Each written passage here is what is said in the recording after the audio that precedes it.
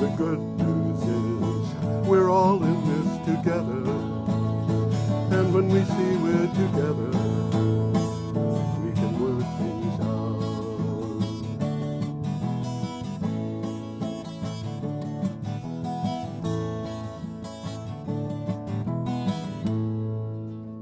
Hello, ladies and gentlemen. This is, what is it? Energy Week. Energy Month. This is Energy Week. Hello, ladies and gentlemen. This is Energy Week with George Harvey, me, and the amazing Tom Fennell sitting over here. Come on, put yourself up, Tom.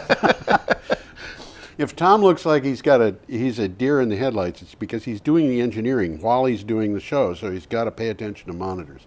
I should just point that out. Every day, I get up early. I was up at 3 o'clock this morning. But I wasn't. Yeah, I get up early and I go to the internet and I look for information on energy and climate change, and I look through typically about 350 to 450 headlines every day. That's a lot. Browse through them quickly. I go through them very fast. But the ones that I find that are interesting, I put together a 50 to 55 word synopsis and put a link to the original article. I assemble 10 to 15 of those every day and put them at my blog, geoharvey.com. And if you go to the blog, you can find, typically by clicking on the calendar that you see there for the date, and we will try to keep you informed about the dates. You can find the articles that we're talking about so you can read them in depth. Well, some of these articles are quite well worth reading. Yeah. And my God, we could talk the whole show on some of them. Oh, absolutely. Some of them alone. This first one we could talk about for a whole show. We could. Yeah. So, I'll try to alert you if I think it's worth following. But, make up your own mind, too. There you go. You can get any one of these things by going to George's blog and clicking on the day, and then you click on the article, and there's a link to it. Yep. You don't even have to enter it. You just click on the link, and the article will show up. And like I say, some of them are very well really worth good. following up. But you know what I want to do? I want to start, Tom, with this.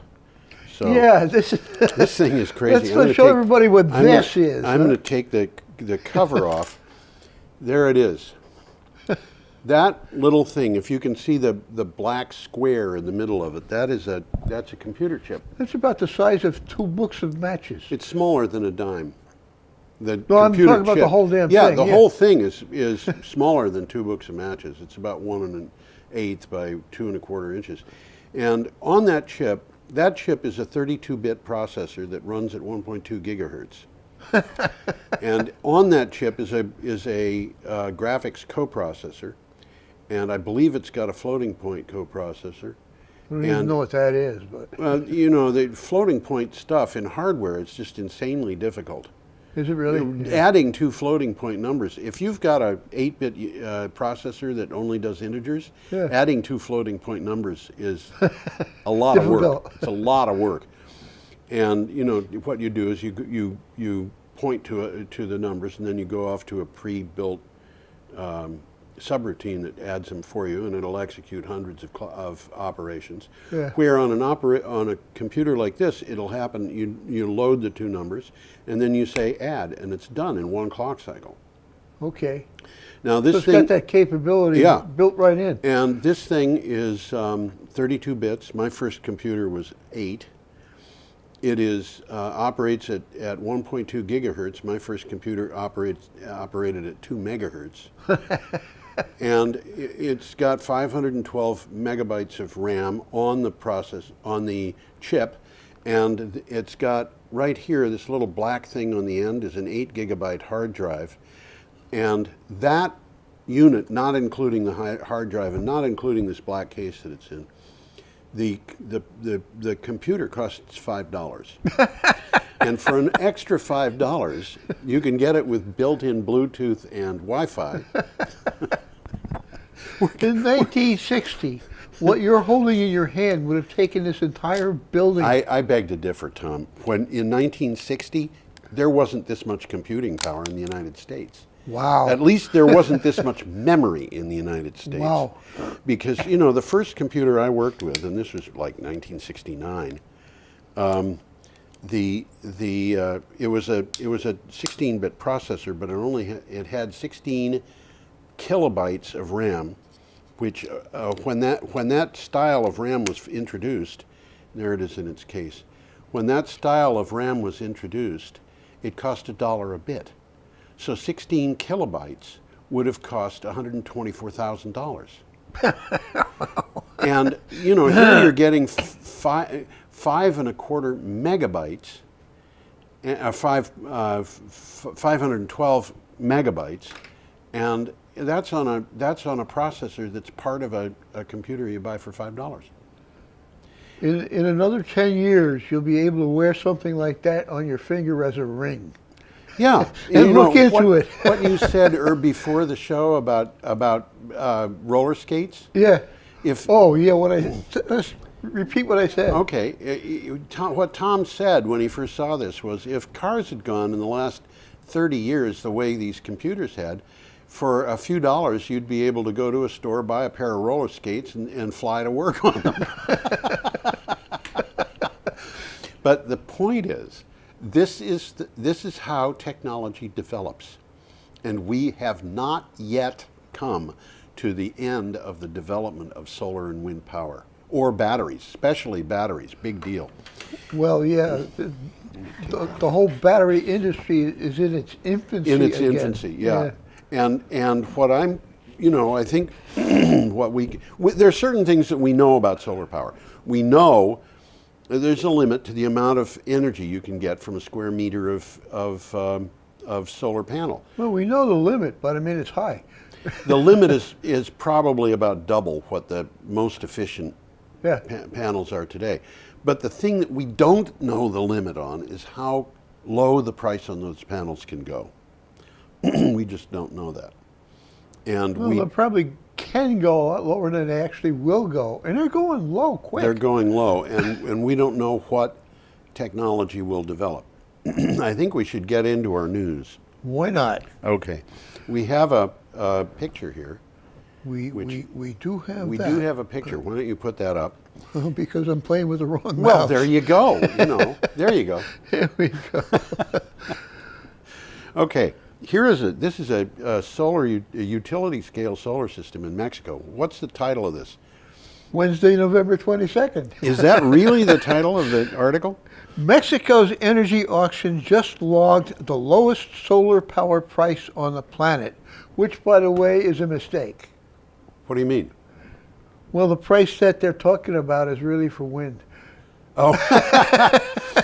Well, what this says, this is from Green Tech Media. Preliminary results in Mexico's latest energy auction have broken the record for solar costs. According to Electrify, the Italian developer NL pitched 2 solar lots at $17.70 per megawatt hour, or just 1.77 cents per kilowatt hour, the lowest bid achieved anywhere in the world so far. The Mexican government said the average price at the auction was $20.57 per megawatt hour. That's 2 cents a kilowatt hour. Yeah. That's amazing. It's amazing.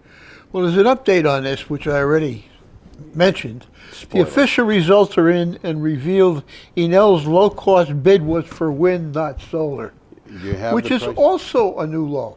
Okay. Okay, the previous low price in Mexico was $22 per megawatt hour. That's 2.2 cents Yep. for kilowatt hour for a 118 megawatt project. The price was almost half the lowest bid for wind energy in Mexico last year. Yeah. So wind is coming down It's gone rapidly too. 50% in Mexico in the last year. Yeah. The average energy pricing represents an almost 66% savings on the maximum price of $60 per megawatt hour set by the auction. Man. So the auction says you can't bid any higher than 6 cents a kilowatt hour. And These you're guys getting are coming bids- in at less than 2. Yeah. Now, Amazing. did they have on there a price for solar? No, they didn't. Okay. They didn't. Not Well- in, well, if they did, I didn't record Okay. it, so I don't think so. Let's escape this disaster. Yeah, let's go back to Texas here. Yeah, let's go back to This Texas. is an interesting one too. Which, by the way, came from the Japan News reporting on Yes, Texas. it did. I don't know where you get these guys. I get them from the internet, and you know, one of the problems that I have is that over and over and over again, I'll have something that'll, you know, it'll be a newspaper called the Springfield Times. Springfield Times? Are you kidding me? How many states are there not a Springfield in? So I'm stuck with trying to figure out Springfield where, and 9 times out of 10 they don't tell you. And so I'm looking at ads and I'm looking at contact information. Go ahead. Well, the most repeated name of a city in the United States is Bristol. Bristol. There's more Bristols than anything else. I didn't know that. I thought it was Springfield. Okay. Okay, well, we're in Texas this time. Yes, we are. The chance of a biblical rainfall likely to triple. Well, I don't know about that. I mean, the Bible's basically a closed book as far as I know. Okay. The chance of a hurricane flooding parts of Texas like Harvey did have soared 6-fold in just 25 years because of global warming and will likely triple once again before the end of the century, a study says. What was once an extremely rare event, 20 inches of rain over a large area of Texas, could soon be almost common. And you know, with that 20 inches of rain, they've had extensive flooding, damage in areas that are not even in 500-year flood zones. Oh, absolutely, absolutely. This, by the way, came from the Japan News. Yes. Well, what does Japan care about Texas, you know? Well, it shows you how small the world has really become. We've got a world full of people who are concerned about climate change. Well, for sure. And the only people in the world who really deny it are a few people in the United States. It's political. Yeah. It's Americans, some Americans.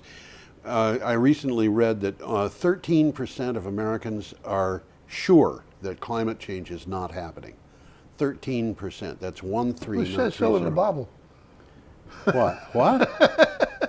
It says so in the Bible? in the Bible. You know, that book that they wrote a long time ago? Climate change. There's an interesting picture here in this article, which Yeah. came from the Japan News. Picture of a water from a reservoir flowing into the neighborhoods as floodwaters from Tropical Storm Harvey rise in Houston. Yeah. And this whole area looks like a lake with buildings sticking out of it. Yeah. Yeah. Terrible. Okay. Should we go on? Well, let's see if I got a quick one here. From 1981 to 2000, the probability of 20 inches of rain happening somewhere over a large chunk of Texas was 1 in 100 or even less. Mm-hmm. Okay, I buy that. Now it's 6 in 100. And by 2081, those odds will be 18 in 100. But you know, in the last 3 years, we've had 3 500-year floods in Harris County, Texas, Yeah. which is where Houston is. And this last one, they say, is a 25,000-year flood. Now, these 25,000-year floods are going to repeat, and what are we going to do about that? We're going to have to change our definition of years or something like I that. guess. Okay. Well, this one's an interesting one. Global energy storage to double 6 times. That's not the energy storage happening 6 times. It's doubling 6 and doubling times. again and 6 times. That's 64 times. Yeah. Wow. 2 to the 6th power at 64. So they're saying it's going to, well, let me read this. Green Tech Media is where this came from. Bloomberg New Energy Finance released a report forecasting that the global energy storage market would double 6 times between now and 2030, from less than 5 gigawatt hours last year to more than 300 gigawatt hours and 125 gigawatts of capacity by the end of the next decade. The estimated $103 billion will be invested in energy storage over that period. Well, this is an important article because we're accustomed to not worrying very much about storage. Yes. And there's people out there that are making breakthroughs in storage that 5 years ago weren't even imaginable. Absolutely. So, you know, there's different kinds of storage, sort of the halfway between a capacitor and a battery. that are in the labs now, Yeah, which promise all sorts of great things. You know, right. huge amounts of storage, instantly accessible. You know, if as you were saying that, I thought if somebody had gone to Elon Musk 5 years ago and said, could you build a 100 megawatt battery? My bet is he would have said, yeah. And if they had said when, he would have said, give me a few years. Yeah. And this last battery he made, they signed a contract and he had it up and running in 100 days. It's going to be on. And in by 5 tomorrow. years, this is going to be looked back as being primitive. Yeah, I mean, right now, South Australia's got the biggest battery in the world. Do they? Yeah. And 5 years from now, all they're going to be able to say about that is we were the first people to have a battery that was that, 100 megawatts. So who knows, what's going to happen. But there's an interesting point here, Tom, and that is the United States, by pursuing protection of fossil fuels, is not only setting itself back, aligning itself with obsolete technology, but it's avoiding pursuing what is, I think, unquestionably the biggest business opportunity in history. Interesting way of looking at it. I mean, you got entrenched interests that are in fossil fuels. Yeah, yeah, And they're big interests, they're powerful people, yeah. That's and right. they're looking in the wrong way. They're looking at this and they're saying we have to protect our bottom line for the next quarter.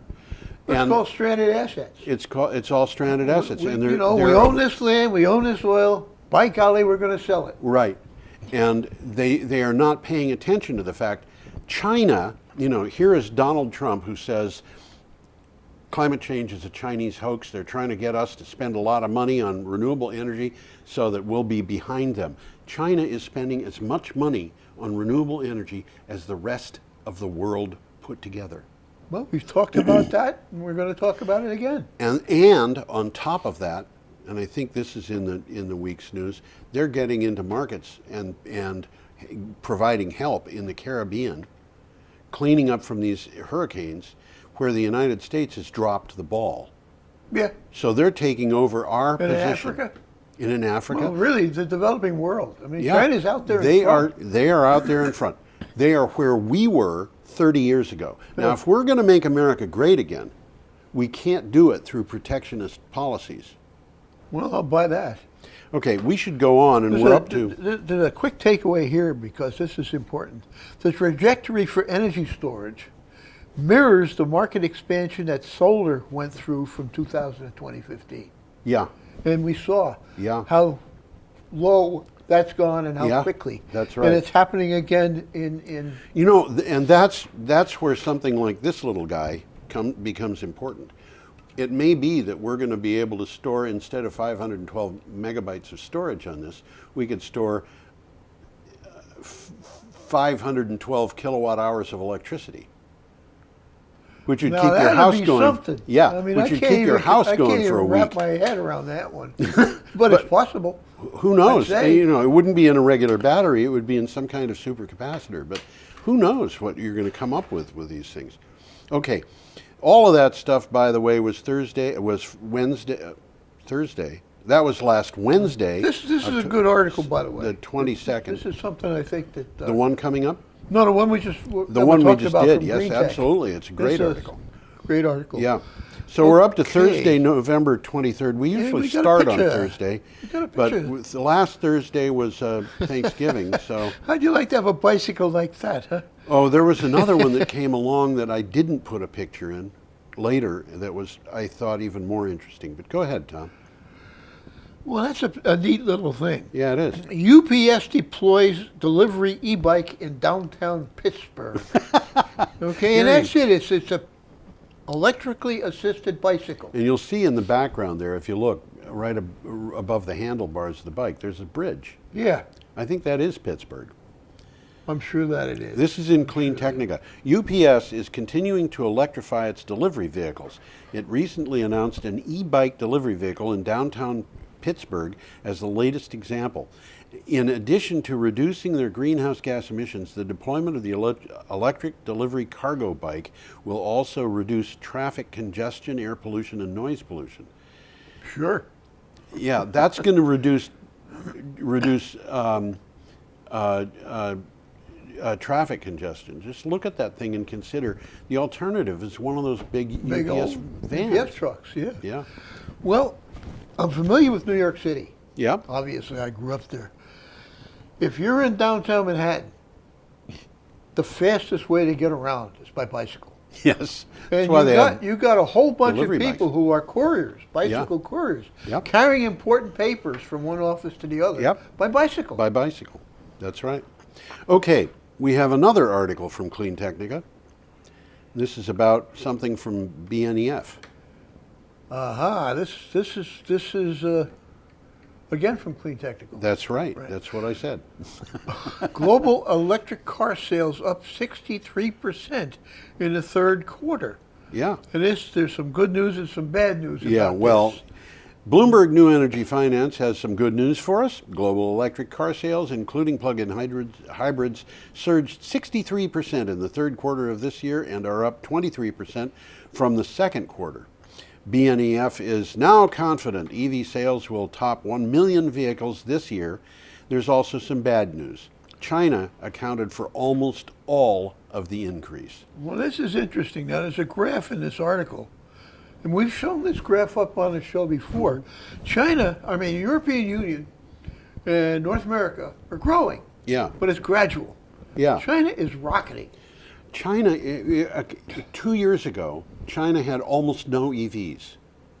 Now it is producing and buying half the EVs in the world. Wow. And we talked about this last week, where the last time I looked, I could find 300 electric buses in the United States. There are 12,000 of them in the In Chinese one town. city of Shenzhen. Yeah, one So town.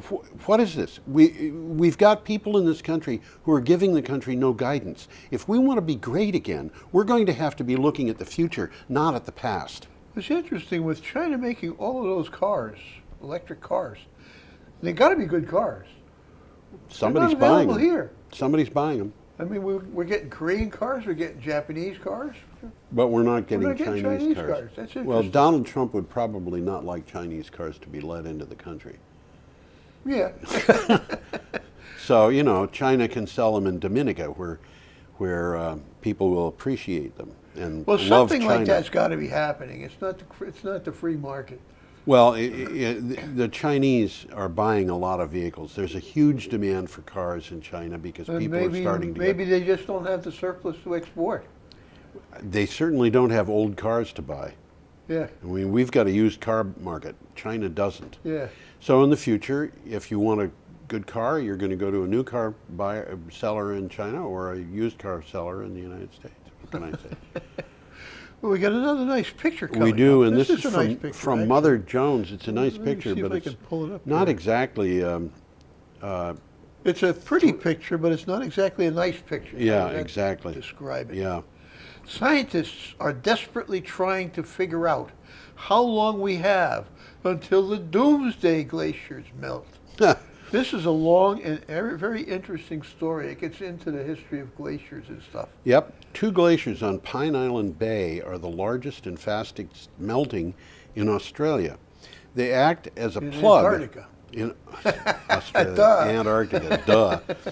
They act as a plug holding back enough ice to pour 11 feet of sea level rise into the world's oceans, enough to inundate every coastal city on the planet. Finding out when these glaciers will collapse is one of our most important scientific questions. Well, that's the point of this whole article. There is no doubt this ice will melt Yeah, as the Earth warms. yeah. The vital question is when. When? And if you think it's going to, we're going to be faced with a problem. And the problem, among other things, is take a place like New York City, take a place like the island of Manhattan, and figure out, do we want to save the buildings on that island, or do we want to abandon them? If we're going to save them, we're going to have to build a seawall around the entire island. That's what's likely to happen. And that is going to be unbelievably expensive. Yep. We're talking about a dam that is probably going to have to be 15 feet tall and 50 miles long.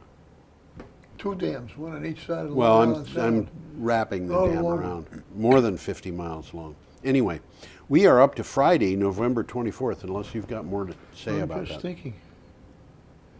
All this could play out in a mere 20 to 50 years. 20 to 50 20, years. which is, according to the article, much too quickly for humanity to adapt. Oh, much. Absolutely. If it's 20 years, we're going to have to abandon. We don't have a choice. Yeah. And what would we, I mean, just think about this for a minute, Tom. It's not going to be New York City with a dam that's goes all the way around it. It's going to be every coastal city in the United States, all needing that same thing at the same time. It's going to hire a lot of people. There's going to be a lot of people South at work. Florida, you can kiss goodbye. Well, you could kiss it goodbye. So, are we going to build a dam around South Florida? No, we're not. Well, but they probably will do something about New York City because I would think New York City. You've got the most expensive real estate in the world. Yeah, but what's going to happen to Miami or Miami Beach? It's gone. Basically, yes. We can't afford to save that. I mean, right now, as we speak, it's flooding once a month. Yeah, twice a month. Yeah, you're right. New moon and full moon. Yeah. Crazy. Okay, we're up to Friday, November 24th, and we've got an article a little bit closer from Renewable Energy Magazine. A little bit closer to home here. Yep. Tidal Energy test site installed in the Cape Cod Canal. Marine Renewable Energy Collaborative installed its Bourne Tidal test site in the Cape Cod Canal. It is ready for test engineers to assess tidal energy equipment performance and output. The next step in preparing the site for testing is to install data acquisition, processing, and transmission systems on the top of the platform. You see, you could do that all with this. Just a little thing like that on the top of the platform. Well, if you haven't looked at it, the Cape Cod Canal, you wouldn't even know it was there. Yeah. As you're driving down to Cape Cod Canal, you go over a bridge. You go over a bridge. You know, and you're on Cape Cod. Not that different from lots of bridges across a lot of rivers, except this happens to be a shipping canal. A handmade canal. Yeah. Man-made. Man-made canal. Yeah. And it makes a lot of sense because if you're going from, say, Boston to New York, you don't have to go all the way around the Cape. Right, and there's a difference in how high the tides are between Cape Cod and that area just south of Massachusetts in the Atlantic I mean, Ocean. on one side, the tides are different from. That's interesting. Yeah, so the canal goes back and forth. The water moves back and forth in the canal. So, okay, well, should we continue? We'll stick to Massachusetts for a while. Okay, here. and we've got a picture coming up. We've got an item here from Renewables Now, and this picture kind of looks like a nuclear power plant, but it isn't. Well, it was. No, it was a coal burning. That's power right. plant. It wasn't nuclear. Yeah. Well, we're looking at those cooling towers. Cooling towers. And we associate them with nuclear, but the big they're cooling towers. They're cooling towers. They towers. cool anything. It could be natural gas. Yeah. You know, they need to cool that off because when you're producing electricity from thermal sources, natural gas, coal, nuclear, or even wood pellets, you know, if it's a big enough plant, you have to get rid of the excess heat. And the excess is about It's a lot of excess. 65% of it. About 2/3 of the heat that you've got has to go someplace. So they either put it into the water and heat up a river or the ocean, or they put it into the atmosphere. Well, that's Brayton Point. Yep, And if you look at it closely, you'll see there's smokestacks. there are. Okay, and the yes. nuclear plants don't have smokestacks. They do have something that They have kind a of looks dome. like a smokestack. Yeah, because it's getting rid of some of the radiating. They have smokestacks to put. They're not smokestacks. They're not. stacks. They are stacks. They're stacks, and they aren't shaped like smokestacks either. They taper more. Anyway, do you have a title for this? Offshore wind port may replace closed power plant in Massachusetts. A privately held real estate investor based in Missouri believes that the waterfront site of a former coal-fired thermal power station in Massachusetts could be turned into an offshore wind port. Commercial development company said it intends to invest significant resources into reposition of the Brayton Point facility for post-coal utilization. Well, we've talked about this exact thing on the show. Oh, yeah. And what the takeaway here is the site would become an industrial port that would service the wind industry. Right. And the wind industry in that part of the United States is growing. Yes, and as a matter of fact, it not only could it be the port to service the industry, but it could also be a site that would accept submarine cables to bring in power, because they've got the power connections. They are connected to the grid right there. Yeah. So it's a no-brainer almost, it really is. Right. Okay, should we go on? Yeah, I guess. Our next one is from the Daily Sabah. That's Turkish, by the way. Oh, okay. Do they pronounce Sabah differently in Turkish? I don't know. Turkish. In Arabic, the H is really hard, so it'd be Sabah. Yes. Yeah, okay. I'm exaggerating a little bit, but this is an interesting article nevertheless. Fried foods may help reduce global warming.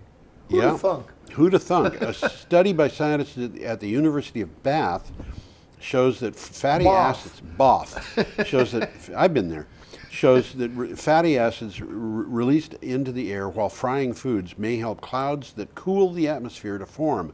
Fatty molecules in the air form complex structures that endure longer than most molecules, allowing moisture to gather and form into clouds, which in turn cool the air.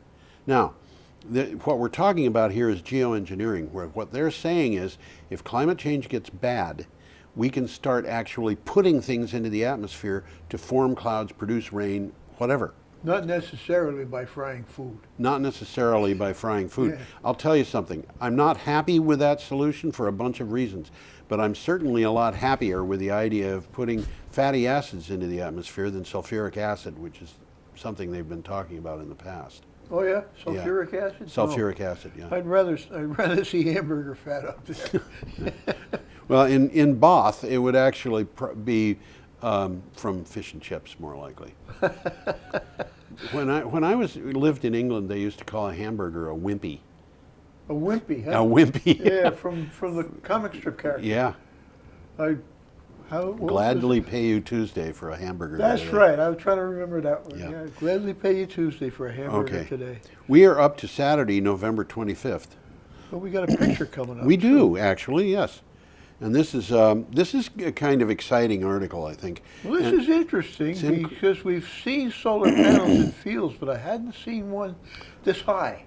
Yeah, and we've seen agriculture going on under solar panels a lot, with sheep grazing or mushrooms being grown or even fish being raised, but we haven't seen a very interesting large picture. agricultural equipment, That's as big as it gets. Well, it's That's big. A combine. It's big enough. That's a pretty big thing. Yep.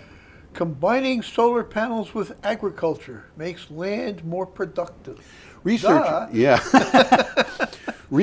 at the Fraunhofer Institute for Solar Energy Systems experimented with 720 bifacial solar panels and I'm writing an article for Green Energy Times about bifacial solar panels. Means they face in two directions? Yeah. North and south, or east and west? East and west, typically east and west, but in an area that with a lot of snow, north and south really works really well because it'll pick up the sunshine from the sun, and it'll pick up the reflected sunshine from the snow. Okay, bifacial solar panels covering about 1/3 of a hectare of agricultural land high enough for farm equipment to operate under them. A year of trials showed that the dual-use system increased the total productivity of the land by about 60%. That's interesting. That is really interesting. It means that we don't have to, and we've known this before, we don't have to give up agriculture to have solar panels on agricultural land. Now, people in Vermont are going to object that they don't like the way they look. But, we have to feed the world. We have to supply ourselves with electricity. And that electricity that we supply ourselves with is going to have to power our cars, our buses, our trains, our airplanes. We have one of those coming up. And our heat. Well, I'd much rather see an industrial power plant than a field full of solar panels. An industrial power plant. Oh my gosh. I mean, they're beautiful. Industrial power plants are beautiful, absolutely. You remind me of driving through Gary, Indiana when I was a little kid and seeing steel mills with like 14 stacks right in a row in air that was so vile that I couldn't go through it without getting a bad headache. Oh boy. Yeah.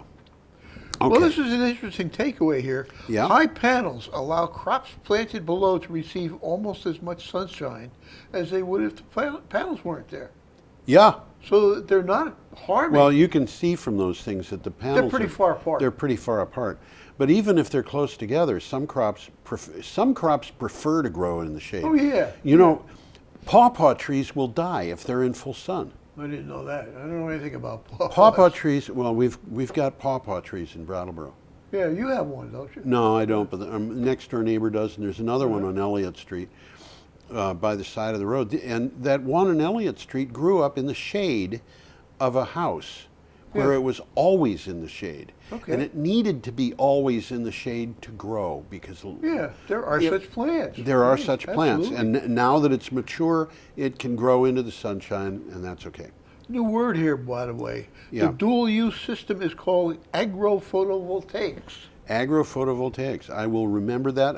I will repeat it 3 times a day for a week. So It's I'll a never promising forget it. solution for increasing both the land use efficiency and the share of renewable energy provided by the agricultural Yep. sector. And by the way, farmers are starting to look at this as another crop. Oh, of course. It's bringing in yes, money. Absolutely, it's bringing in money. And in much of the United States, farms are looking at wind turbines as another crop too. Another crop, sure. Okay, we're up to the Pensacola News Journal. Aha, Pensacola again, huh? Yep. After pushing bill to abolish the EPA, Representative Matt Gaetz joins Climate Solutions Caucus. This is a long article here. It's mostly about Gates, but it's an interesting It's an one, interesting nevertheless. article, yeah. In a seemingly confounding move, U.S. Representative Matt Gaetz, who represents Florida's first congressional district, which, by the way, is the Panhandle, and turned heads in February by pushing to abolish the EPA, now sits on the Climate Solutions Caucus. The Earth, Gates asserted, is warming, and politicians should no longer waste time debating about the validity of the issue. It's an interesting sort of about face on his part. It sounds like it, doesn't it? Well, this is what he was saying about it. He's explaining his views. Constituents and critics should not conflate his disdain for the federal government's environmental regulatory agency with his views on the planet's temperature with his views on the dangers the planet's temperature poses for mankind. It would be I interesting. think history is going to judge very harshly climate change deniers, and I don't want to be one of them.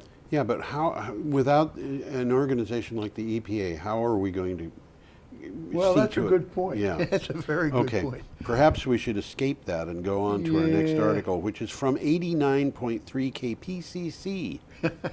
Huge and unexpected drop in California's 2016 carbon emissions. There is an explanation for this, although it's hard to imagine when you just hear about it the first time. California released its annual climate checkup. The good news is the electricity is getting much cleaner. There's also bad news. Emissions from cars and trucks have not changed. Even so, carbon dioxide emissions were 16 million metric tons lower than in 2015, and that is a huge and unexpected drop, according to economist Michael Wara. There's a reason for this, and the reason is partly because they got rain. Oh, yeah? Well, their dams, reservoirs Yeah, all right, filled right. up. So they can generate much more electricity without using natural gas or coal. There was, in this article, there was a comment that I read and I copied. Yep. And this is a comment, because I like this comment. Put a price on pollution. If it costs $600 a ton to remove it from the atmosphere, it should cost $600 a ton to put it there. Yeah, I think that's Okay? reasonable. Just like if it costs $100 a month to get someone to come to your house to pick up your trash, you pay $100 a month for that service. Or if somebody dumps trash in your backyard, you charge him the full cost of picking it up. You do something nasty to him. Yeah. Again, continuing in his comment, people can't throw their trash in the street and expect everyone else to clean up after them. Yeah. So why should they be allowed to spew their trash into the air and expect everyone else to clean up after them? Well, Either stop spewing it or pay for the cleanup. yeah, and that's what a carbon tax is all about. Yeah. Yeah. And he ends it up by saying end of discussion. End of It should be discussion. the end of the Yeah. Okay, we are up to Sunday, November 26th, and we have an article from Conservative Home. Conservative Home. Conservative Home. Lord Michael Howard. We'll find out who he is in a second. Yes, we will. The work that Thatcher, Major, and I undertook is paying off. John Major and Michael Howard signed the UN Climate Change Convention for Britain 25 years ago.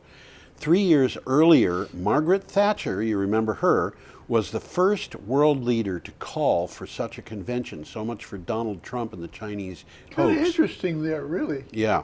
This, and you know, if you look through the history of conservatism in the United States and in the world and deal with it from the point of view of what was the... Well, this is conservatism. Yeah, Not what hides under that banner these days. in these days. Yeah. If you look at Theodore Roosevelt's platform running for president of the United States in 1912, and you compare it with Bernie Sanders' platform in 2016, Almost the same they're thing. almost the same thing. Bernie Sanders was not calling for women to have the right to vote, which Theodore Roosevelt was, because women have already got the right to vote. And Bernie Sanders didn't have a bunch of stuff about child labor in there or the length of the work week. But, basically, Bernie Sanders follows on a conservative tradition. And the conservative tradition was maintained by Richard Nixon, and it was maintained even, if you look at quotes, Ronald Reagan had a whole bunch of quotes that he came up with about why we should be pursuing, excuse me, a conservative environmental protection agenda. Richard Nixon was the person who introduced the EPA. Now we've got conservatives trying to get rid of it? No, we've got people who claim to be It's conservatives. ideology. It has nothing to do with It has nothing to do with ideology, Tom. I'm sorry, you're wrong. It has to do with money. They get paid by I'll buy that. people who, and what's happened? We have had this kind of creeping ideology get into our society, which is as bad as creeping socialism, changing us into communists, socialists, Soviet style. And the ideology says greed. Excuse me, greed is good. Yep. I got news for you. Greed is not good. And as a matter of fact, it says in the Bible, Jesus said, you cannot serve both God and mammon. And Yep. we have a political party in Washington, D.C., which has an established religion, which is the worship of mammon. So there you go. If you happen to be watching from Oklahoma and you're telling everybody that Donald Trump is the Messiah, forget it. He ain't. Well, we got a picture coming up. We here. do, yes. And we're up to Monday, November Yeah, 27th. Let's get a look at that picture there. Yep. This is a very interesting picture. Why don't you tell us what it is there? That is a winery. Actually, you can see from the caption. It's a winery that burned down in California. And Tad Montgomery... This is very recently. Yeah, in The October. wildfires. Tad Montgomery sent me an email. He said, why are there trees in the background there with leaves on them when there was this terrible fire? And I saw that, yeah. There are explanations for that. If the trees have got any access to water, they are, burning them is like burning a wet newspaper. And wineries have large areas that are irrigated. So these trees, Yeah. and We'll cover that again toward the end of the show. yes, we got an will. interesting This one is a good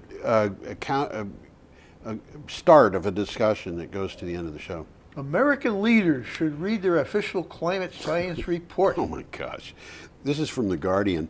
The United States Global Change Research Program report on science of climate change and its causes is available for anybody to read, and it gives an overview of the most up-to-date science. It paints a bleak picture. It's a picture about as bleak as that one that we just saw. Bring it up again. Yeah. We'll see it again. That's pretty bleak. Yeah, it's a bleak picture of the consequences of climate change. And that is a winery that burned down, and it is one of a bunch of them that burned down. There's a huge amount of damage.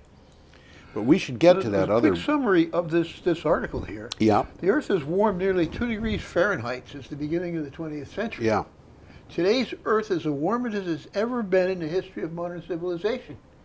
Yeah. Okay? Yeah, and it There's warmed a up much graph in this faster. article of the average surface temperatures over the past 1,700 years. And it's basically flat from 300 AD to 1100. Slight decline from 1100 to 1900, and an extreme rise thereafter. Right. It just skyrocketed. That's the hockey stick curve. That's the hockey stick curve, and we've got people who in Washington who are in denial of the existence of that curve in power.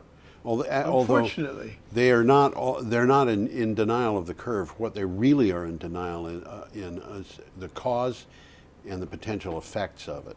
But Well, this is from the article. Yep. Ignoring climate change is much more expensive than dealing with it. yeah, Had we taken action years ago when scientists first warned us of the problem, we'd be well on our way to effective mitigation. you know what this reminds me of is a regular EPA problem, which is very clearly, when you think about it, a federal problem.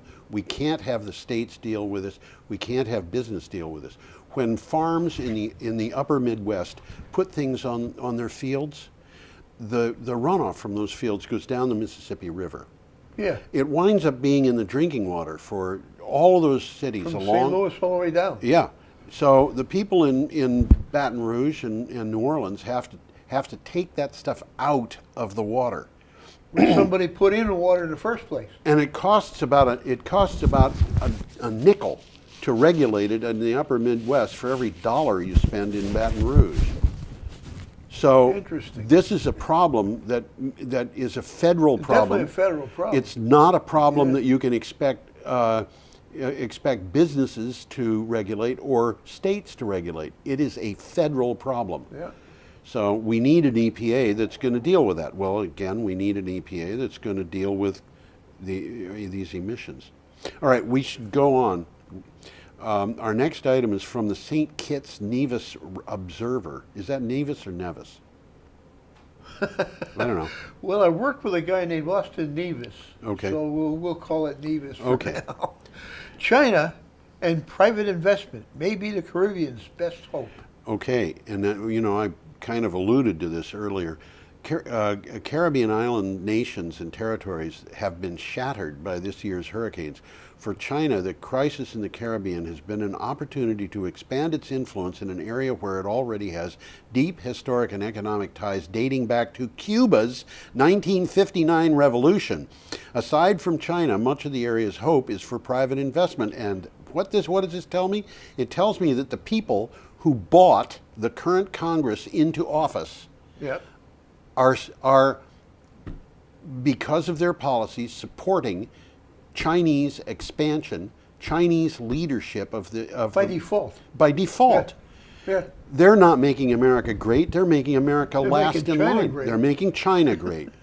You want to have a wonderful government that emulate China, be a communist country, and this is what. Thank you to the these wonderful people at the Heritage Foundation and the Cato Institute and the State Policy Network and so forth, who are supporting socialism by default because they've got this. Kind of interesting. Greed is good. Let's support socialism. Well, there's a quick takeaway here.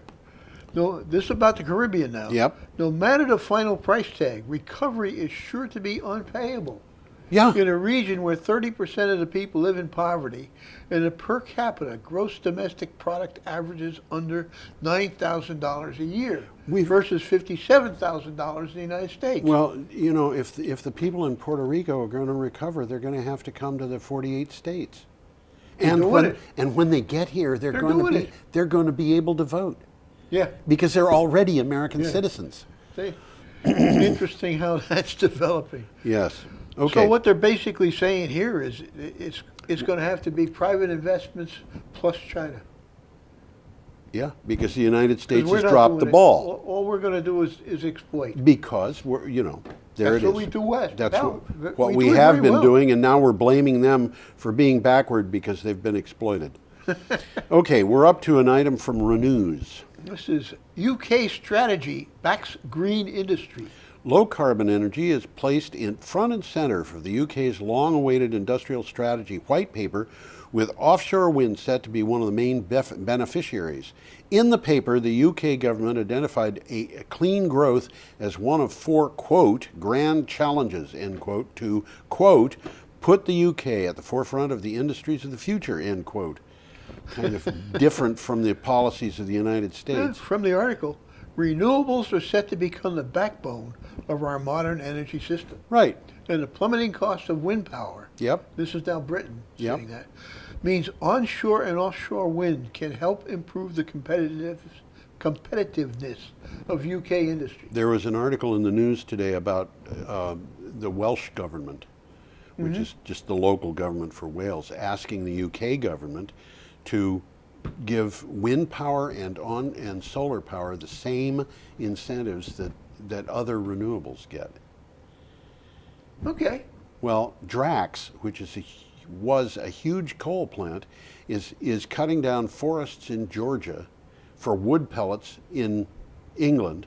They're considered renewable. They're renewable. Yeah, yeah. Wind power is not. Solar power is not. That doesn't make sense. Well, it makes sense. It's backwards thinking. Okay. It makes sense depending upon who's the beneficiary here. We are up to Tuesday, November 28th, and we have an item from there. We got a Clean picture Technica. coming up We here. do indeed. And we've got 5 items to cover in 9 minutes, so We can do it. yeah. Conserving forests could cut carbon emissions as much as getting rid of every car on Earth. Yep, Wow. This is important. New analysis from the Nature Conservatory, WRI, and others estimates that stopping deforestation, restoring forests, and improving forestry practices could cost-effectively remove 7 billion metric tons of carbon dioxide annually, or as much as eliminating 1.5 billion cars, more than all of the cars in the world today combined.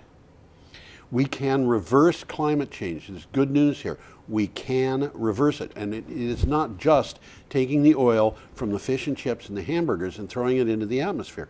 We can do it by restoring the forests. Well, they got problems in doing this down Yes. there because people have to eat. People have to eat. And the forests don't provide enough food.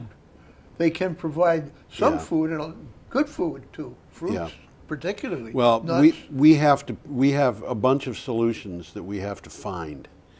Well, And this I think is one of we the need solutions. greater food production, but we need forests. And part of what we need, we've already seen the fields in the farms with the solar panels Yeah, over them. but, That's part of the solution. We can. There's a lot of solutions, and I don't particularly like hydroponics, but you can get a million pounds of vegetables out of 1 acre of land a year with hydroponics. So there are solutions for that too. Our next item is from Renews. Okay, I don't think we got a picture on this Nope, one. we but don't. The Empire Connector opens New York Links call. We've talked about this already. Yes, and it's interesting how they're doing it. Empire State Connector Corporation is started an open solicitation process for interested parties to reserve space on a new 265-mile, 1 gigawatt transmission line, which will carry power from upstate New York renewable generators to New York City. The electricity will be transmitted through 2 submarine cables in the Erie Canal and the Hudson River. So there's no visible cables here. That's great. Isn't that wonderful? Amazing. People don't like the look of wind turbines. I don't like the look of transmission I lines. hate transmission lines. And transmission lines kill a lot more birds than the wind turbines do. Well, they do, yeah, unfortunately. They do. Okay. Well, we got a good article coming up here. This is really This good. is the Nice other one picture about the coming up. wine producing, and this is This picture is one of the wineries. yep, and this is from Clean Technica, and we're up By to the way, those are not grape trees. no, they're not grape they- trees. These are olive trees. They are They olives, look yeah. like grapes, but they're olives. Okay, and this is from Clean Technica, and we are up to Wednesday, November 29th. We are. Intelligent microgrid in California wildfires. This is a very interesting article. It is. It really is and about the future. It's fun. As the recent fires in Northern California blazed through wine country and caused that destruction that we saw in the earlier picture, workers at Stone Edge Farm had to evacuate. The farm had no grid power for a week, but the workers controlled its microgrid over the internet. Bingo. Bingo. They maintained heavy irrigation, counteracting the extreme heat from the fires and minimizing the potential for the fire to spread. Well, Bingo. They had set up this microgrid long before this. Yes. Not even considering there was going to be fires, I'm sure. I don't know. But it worked. It worked. And they had as I recall, they had a satellite connection to their microgrid. Well, the primary internet connection, whatever it was not interrupted by the fires. Yeah. So satellite makes a lot of sense. It Yeah. could very well I have think been. they did that so that they would Well, be, actually, I guess they don't, because this is from the article. Output from the farm solar systems, which is a secondary thing, dropped 50% with the smoke blocking half of the energy. Oh my gosh. A backup satellite interconnection would improve the ability for the team to monitor and manage the microgrid remotely. So they had something. Or those balloons they're putting up in Puerto Rico. And this microgrid that they developed, it can run on 3 different levels. They can manage it hands-on, right there. They can monitor it and manage it remotely, as they just recently did. Right. Or if they lose total connection, the system can manage itself on a pre-programmed logic. Yeah, using this thing.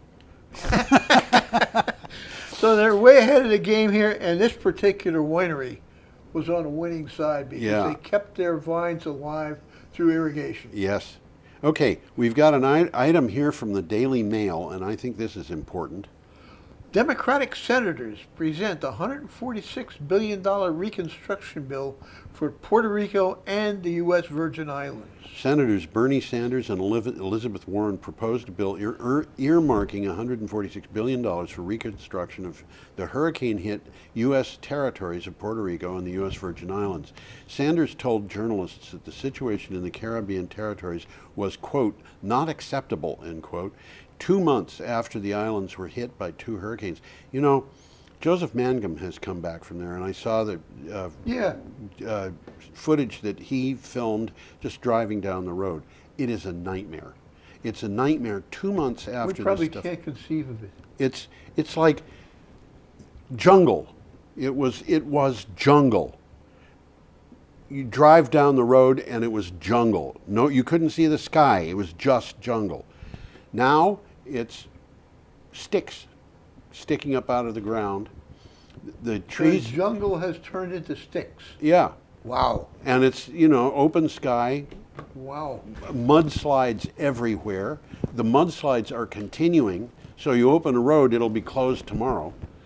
And people are having trouble with water. People are having trouble with electricity. There are people who are saying it's going to be a year before these people get their power back. Might be longer than that. It might be. And, okay, so they aren't going to freeze. They don't have a lot of snow in Puerto Rico. But I got news for you. There are people dying because of the heat. There are people dying because of poisoned water. All right. Well, this is from the article. It refers to Sanders' proposal here. Yep. The bill's 169 pages. It's a big bill. Yep. Sets out a total reconstruction of the island's infrastructure. Right. Okay? We cannot simply rebuild Puerto Rico the way it was. Yeah. Okay? What an insane But there's idea. a problem. Yeah. The bill faces a difficult passage through Congress, where both houses are controlled by a Republican Party opposed to any substantial reconstruction program in the territories. Okay? The Trump administration has drawn up a bill earmarking $29 billion, which is nowhere near $146 billion. $29 billion. But it's also for Texas, Florida, and Puerto Rico. Yeah. Now, this is the last article. It is, and it comes from Clean Technica, and we've got 8 seconds left. Go ahead and read We'll compress it. Airbus, Siemens, and Rolls-Royce collaborating to develop hybrid plane. Put the plane up. And the plane is up. That's, by the way, not the plane that they're... No, it's not, but article's it is about. an interesting plane. Well, that's a research plane, too. That's It's a an prototype. electric plane.